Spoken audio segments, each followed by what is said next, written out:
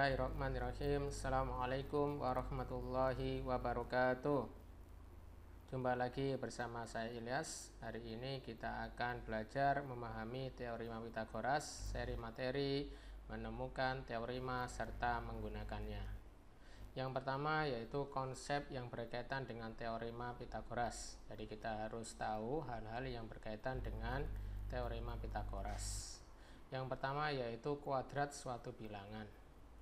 Misalkan saya punya 4 kuadrat. Jadi 4 kuadrat itu artinya berarti 4 dikali 4. Hasilnya sama dengan 16. Berikutnya adalah negatif 4 kuadrat. Di sini ada keterangan negatif dikuadratkan, berarti nanti negatif 4 dikali negatif 4. Jadi kalau ada 4 kuadrat berarti 4 dikali 4. Berarti kalau ada negatif 4 kuadrat, negatif 4 dikali negatif 4. Negatif dikali negatif adalah positif, berarti nanti ketemunya adalah positif 16. Berikutnya 12 kuadrat. 12 kuadrat artinya 12 dikali 12, hasilnya adalah 144. Berikutnya 1,2 kuadrat. Berarti artinya 1,2 dikali 1,2. 1,2 ini bisa kita tulis 12 per 10. 1,2 juga 12 per 10. 12 dikali 12 ini adalah 144. 10 dikali 10 100. 144 dibagi 100 berarti ketemu 1,44. Berarti komanya ke depan 2 kali gesernya. Sekarang kita perhatikan tabel. Setelah kita mempelajari kuadrat suatu bilangan, maka kita perhatikan tabel di bawah ini. Di sini diberikan x kuadrat, di bawahnya adalah negatif dari x kuadrat. Di sini adalah x-nya. X-nya bergerak mulai min 3, min 1, 2, 5, 0,5. Ini artinya kita diminta kalau x-nya negatif 3, di sini dikuadratkan, berarti negatif 3 dikali negatif 3 berarti ketemu 9. Negatif 1 dikuadratkan, berarti negatif 1 kali negatif 1 berarti 1. 2 dikuadratkan berarti ketemu 4. 5 dikuadratkan ketemu 25. 0,5 dikuadratkan berarti ketemu 0,25. Prinsipnya sama dengan yang ini. Di sini ada keterangan negatif. Negatifnya tidak dikuadratkan, x-nya yang dikuadratkan. Berarti artinya kita ambil nilai yang di atas ini, nilai atas ini kita ganti dengan negatif. Berarti di sini adalah negatif 9, ini adalah negatif 1, ini adalah negatif 4, ini adalah negatif 25. Berikutnya adalah negatif 0,25. Bisa dipahami ya? Yang atas ini x-nya yang dikuadratkan. Yang bawah x-nya dikuadratkan dulu, baru hasilnya dikali negatif.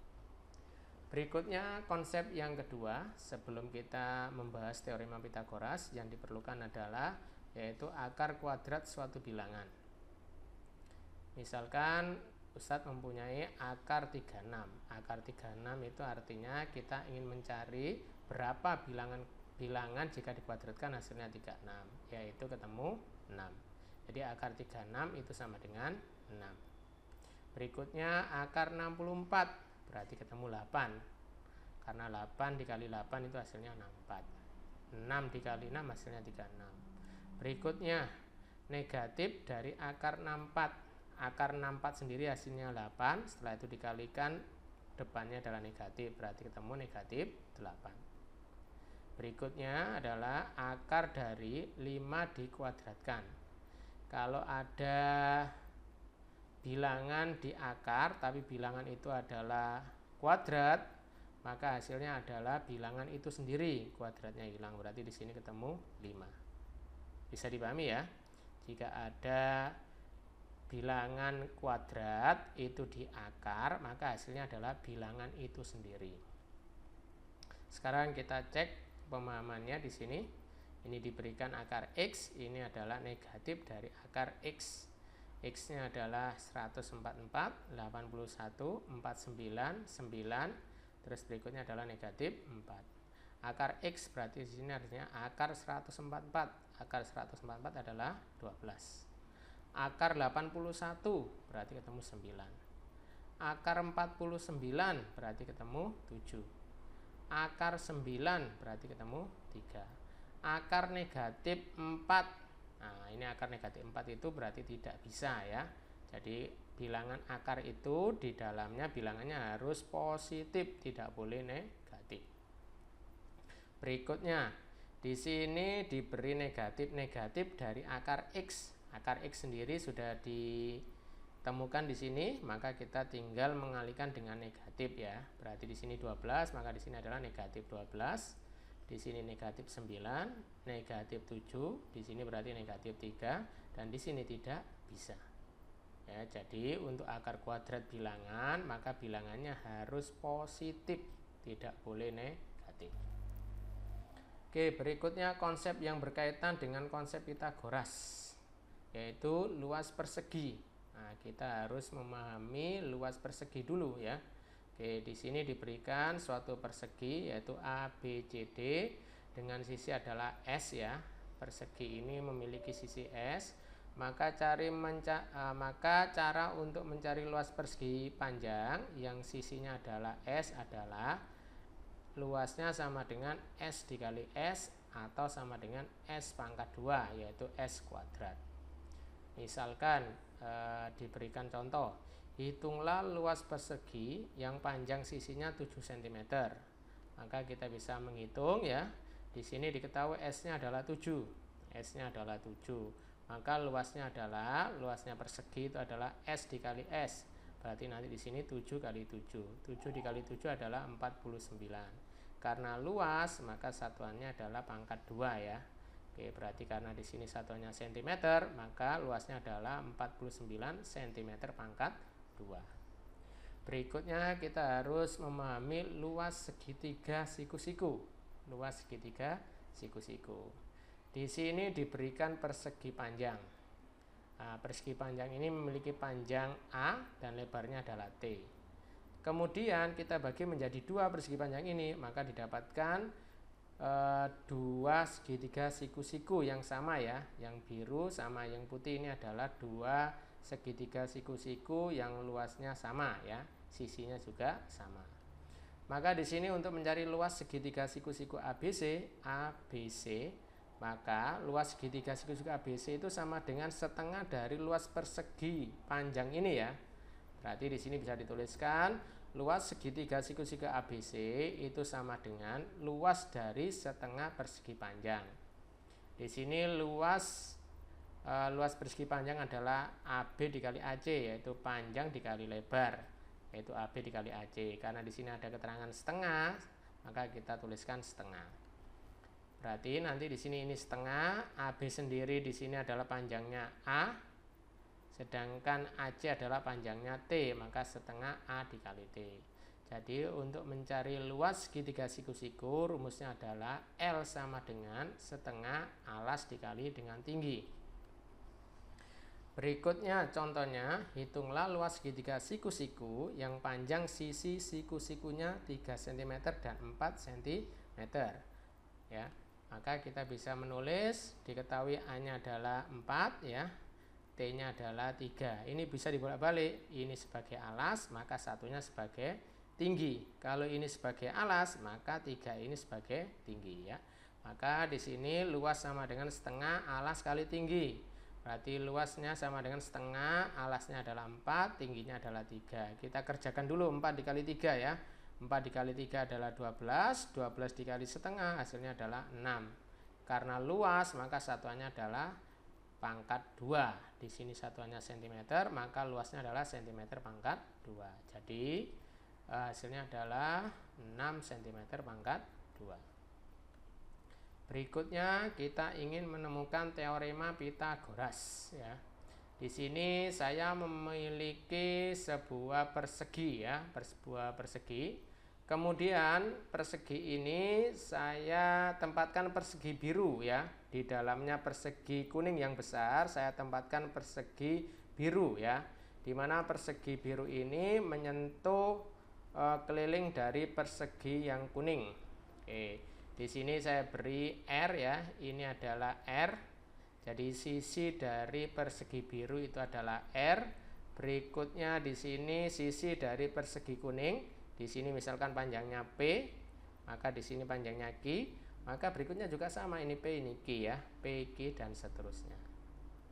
Oke, yang panjang adalah P, yang pendek Q ya. Oke, maka di sini sebenarnya panjang dari sisi persegi kuning itu adalah P plus Q. Ya, P plus Q. Berikutnya saya juga punya persegi kuning yang sama ya, yaitu panjangnya P plus Q, namun caranya berbeda. Di sini saya tempatkan persegi berwarna merah dengan ukuran P. Ya, persegi berwarna merah dengan ukuran P ini berhimpitan dengan sisi kiri dan sisi bawah dari persegi kuning. Berikutnya saya berikan persegi hijau, yaitu sisinya adalah Q, berhimpitan dengan yang di atas sama yang di sebelah kanan ya. Ini juga sama, titiknya juga bertemu di sini. Oke, maka di sini sebenarnya kalau kita ini adalah ini PQ ya. Ini sesuai dengan yang ada di sini, berarti ini P plus Q, ini juga sama P plus Q, ini P plus Q, ini P plus Q ya. Selanjutnya saya tarik garis ya. Saya tarik garis, kita perhatikan di sini ya. Kita perhatikan di sini, ini ada P, ini ada Q. Maka segitiga ini adalah segitiga siku-siku dengan sisi miringnya R ya. Sisi siku-sikunya adalah P dan Q. Ini juga sama. Sisi siku-sikunya adalah ini adalah P, ini adalah Q, maka sisi miringnya adalah R ya. Ini juga sama. Saya buat garis seperti ini. Ini ada segitiga siku-siku, ada P sama Q sisi siku-sikunya, maka sisi miringnya adalah R. Oke, kita perhatikan sejenak di sini untuk segitiga yang kuning antara gambar pertama dengan kedua ya. Ini sama ya. Yang gambar pertama punya segitiga siku-siku yang berwarna kuning itu 4 buah, 1 2 3 4. Ini juga sama 1 2 3 4 ya. Sama-sama memiliki 4 segitiga siku-siku berwarna kuning dan sama-sama luasnya juga sama ya. Ini dengan ini luasnya sama ya. Ini dengan ini sama, ini dengan ini sama, dan yang terakhir ini dengan ini sama ya. Berarti artinya sebenarnya persegi biru ini itu artinya luasnya sama dengan persegi merah ditambah dengan persegi hijau. Bisa dipahami ya? Karena kuning ini adalah luasnya sama, otomatis persegi biru ini luasnya itu setara dengan luas persegi merah ditambah dengan luas persegi hijau ya. Maka di sini saya ngambil satu di sini. Saya ngambil ini satu. Ini adalah segitiga siku-siku PQR. Saya ambil di sini ya. Setelah itu ini yang biru ini karena di sini R saya tempatkan di sini yang biru ya. Nah, ini saya ambil di sini. Berikutnya yang merah ini R ya. Berikutnya ini yang merah saya taruh di sini yang merah. Karena di sini P sisinya P, maka di sini P saya buat persegi merah ya. Ini persegi biru dengan sisinya R. Ini persegi merah dengan sisinya adalah P. Berikutnya yang hijau ya. Ini Q, ini juga Q. Maka ini saya tarik di sini. Ini persegi hijau, ini Q, ini juga Q ya. Dari gambar di atas diperoleh tadi sudah dikatakan bahwa luas persegi biru ini setara dengan luas persegi merah ditambah luas persegi hijau. Maka kita bisa nulis luas biru, ini yang biru, luas biru itu sama dengan luas merah ditambah luas hijau ya. Luas biru, nah ini biru itu adalah karena dia persegi maka sisi kali sisi, sisinya adalah R, berarti R dikali R. Di sini kita tulis R dikali R. Yang merah juga sama, sisinya adalah P, berarti P dikali P, P kali P.